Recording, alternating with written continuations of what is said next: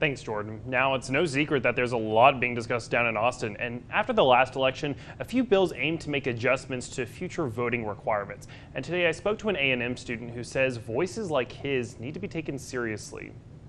A sophomore at A&M, Luke White looks back at last November with many questions. And I think about a month or so later, right before I left for winter break actually to go home to my hometown of Round Rock, I think that's when I got a letter in the mail saying they denied my ballot. White was registered in Williamson County at the time he cast his ballot. And I thought kind of my understanding, or rather like my standing as a student here would kind of, give me some leeway. But a new bill could create more opportunities for students. House Bill 75, if it were to pass, would allow student IDs to count as a form of identification to show when registering to vote. All I have right now is my student ID and my driver's license. And so I think, everyone here has a student ID. And so I think that's a great way to get students involved, get them involved in that voting process. But it also presents a problem when verifying information. Your student ID, it doesn't show whether or not you're a U.S. citizen. We have a lot of international students here.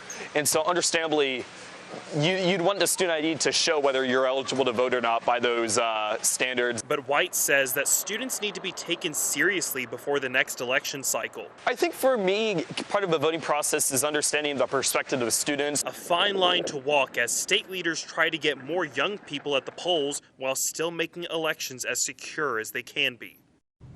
And as we learn more about this bill as it makes its way through the session, we'll be sure to keep you updated.